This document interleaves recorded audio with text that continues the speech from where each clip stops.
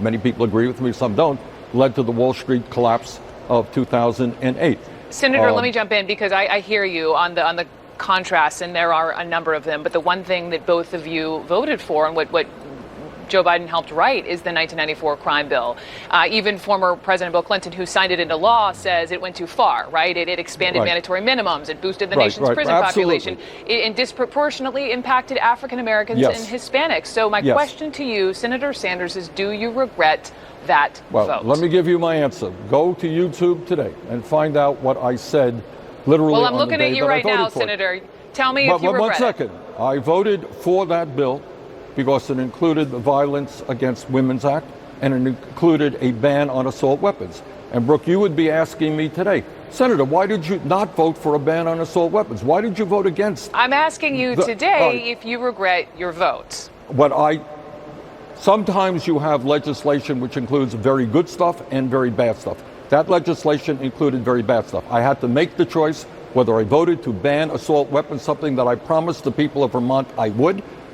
And I also had to vote to make sure that we had a violence against women provision in there. If you see what I said on the floor at that time, I talked about mass incarceration. I talked about capital punishment. So sometimes in the real world, in the Congress, you got big pieces of legislation that have bad stuff, and God knows that legislation had bad stuff.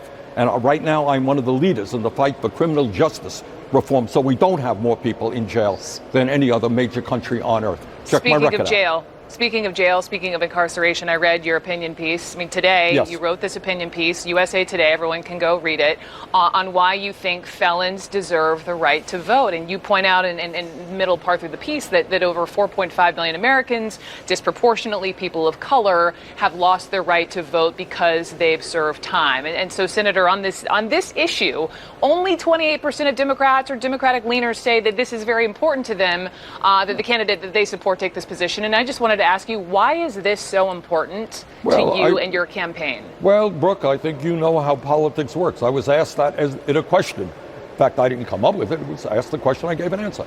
And I think we should do what Canada does, what Israel does, what many countries around the world do. And that is to separate. If somebody commits a serious crime, they're going to go to jail. And if they're violent people, they may spend the rest of their lives in jail. That's the way it is. You pay a price when you commit a crime. But this is what I believe. At a time when the Republican Party and Donald Trump are working overtime to suppress the vote, to make it harder for people of color, poor people, young people to vote, we have got to make it clear, in my view, that if you are an American citizen, even if you do something terrible, even if you're a bad person, we cannot take away your right to vote, whether you're in jail or whether you left jail.